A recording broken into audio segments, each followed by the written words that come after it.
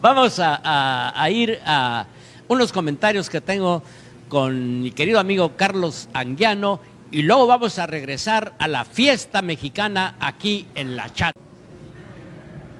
Muchas gracias, muchas gracias. Qué a gusto se está aquí tomando café a la flor de Córdoba, mi querido Carlos. Así es, estimado Ramón, el mejor café. ¿Café? El mejor café, la flor de Córdoba. Sí, el mejor café. Me acompaña mi querido amigo Carlos Anguiano. Carlos, ¿cómo es que llegas tú a esto de ser un opinólogo? Pues creo que tomé el camino incorrecto. De muy joven alguien me invita a participar en la política. Ajá. Y yo entro por amistad, porque me pasaba bien el rato con mis amigos por la convivencia.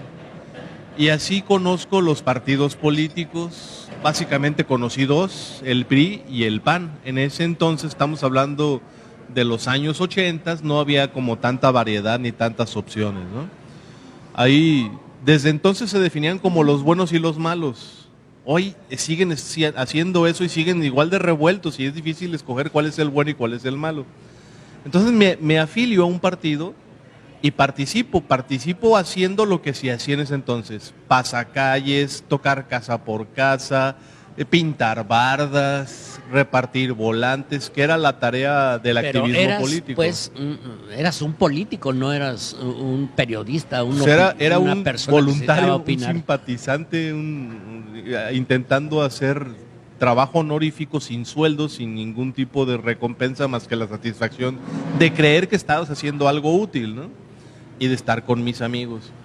Después me adentro, en el siglo XX tuve la oportunidad de ser candidato algunas veces a diputado. Una en la lista plurinominal, otra a diputado local propietario y una a diputado federal suplente. Eran años donde el PRI traía un desgaste impresionante y no se podía ganar en mi pueblo es Guadalajara. Era imposible ganar por el PRI en Guadalajara, ¿no? Después, ya llegando al siglo imposible XXI... ganarle al PRI. No, en ese entonces en Guadalajara era imposible ganarle al PAN. Ah, era el PAN. Entonces tú llegaste cuando era la época del PAN. Pues sí, me tocó la caída del PRI, la caída de Eugenio Ruiz Orozco en 1995 en la gubernatura. Fue muy sorpresiva y una seguidilla de presidentes del PAN municipales. De Bebeto. Sí, claro. Sí. Claro. Ajá. De ahí me doy cuenta, amigos que crié en el camino, gente de otro estado, en este caso un amigo de Chihuahua, Jesús Pérez Piñón, célebre porque fue el operador político que recuperó Chihuahua capital cuando el PAN ganó el estado de Chihuahua. 3 años después, Jesús recupera la capital con un modelo de operación política distinto, no haciendo lo que siempre se hacía. ¿Fue Pancho Barrios? El gobernador, sí. Sí.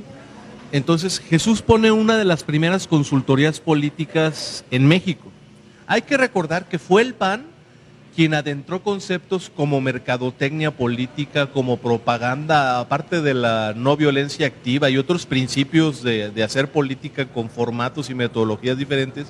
Fue el PAN el que trajo las banderas, las caravanas vehiculares, la fiesta de las campañas políticas. Fueron ellos los que usaron los primeros colores llamativos, la propaganda bien hecha, porque antes de eso se hacían en hojas en una sola tinta, bastante fea, sin estética, sin orden, sin reglas, la propaganda. Y Jesús pone una de las primeras consultorías en México y empieza a cosechar éxitos. Va y gana Morelia, y va y gana gobernaturas de estados, y yo me incorporo a ese equipo por amistad y me vuelvo su discípulo, su aprendiz. Éramos muy amigos, fue mi socio, pusimos una empresa de consultoría juntos y nos dedicamos en lo privado a la consultoría política. Todavía no venía la ola de quienes estudiaban marketing político en Estados Unidos, en la George Washington, o con los venezolanos que se hicieron célebres, o la más reciente de los españoles como Yago de Marta, que vienen a darte clases de español, de lingüística, de publicidad y de psicología de masas. Bueno, entonces empieza para mí un recorrido de dedicarme a la política desde un punto de vista comercial, profesional, objetivo, científico. Hacer cuestiones razonables y razonadas. Meterle técnica a lo que antes era un oficio o un arte o algo. La gente usaba el olfato político o el sentido común, pero no sabían por qué estaban haciendo las cosas.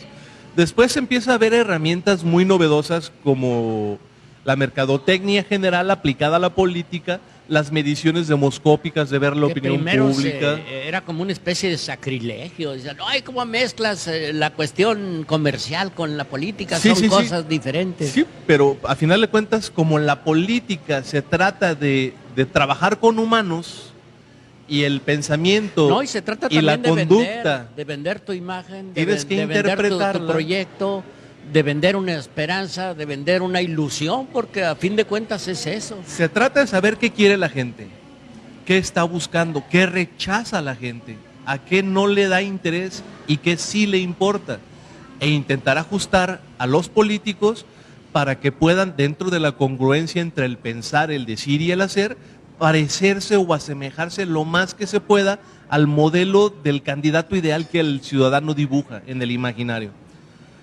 Hay gente que es maestro en ese tipo de arte. Una, pues Andrés Manuel López Obrador. Él se dibuja, se redibuja, se reconstruye de acuerdo a lo que dicen las encuestas.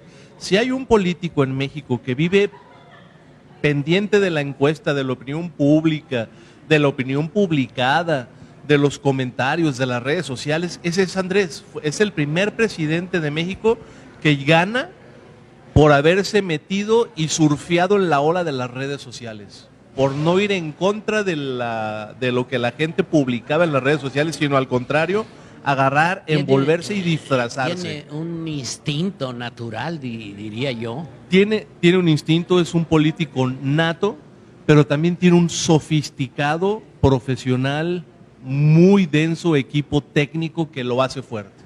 Hay que entenderlo.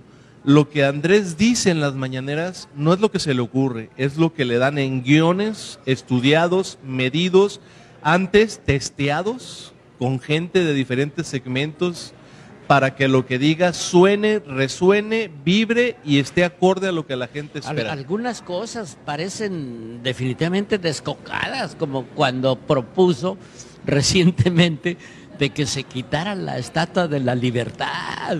Es no ir contra Estados Unidos, es ir contra todo el status quo mundial. Pero es a veces, un símbolo del mundo, ¿no? De Estados Unidos.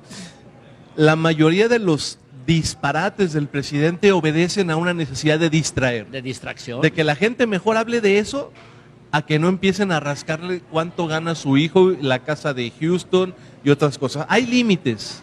Los límites éticos, los límites de los valores y de los principios humanos que el presidente a mi juicio rebasa.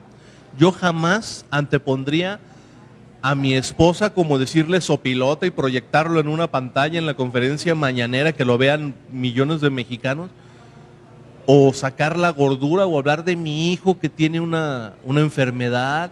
Yo no usaría a mi familia para distraer la opinión de mi trabajo, de mi empleo como presidente de los mexicanos. Hay límites que él rebasa. No sé si ahora sí que el fin justifique los medios, a lo mejor para él sí. La popularidad que él tiene, pues podría decir que el resultado le va dando la razón hasta ahorita. Pues hay otro fenómeno muy parecido, es Boris, el premier de Inglaterra. Ya cayó. Ya cayó. Ya cayó. Cayó el dignatario de Sri Lanka, lo tumbó la sociedad lo... Fíjate, el asunto de Sri Lanka se parece mucho al de Donald Trump cuando le toman el Capitolio, los gringos.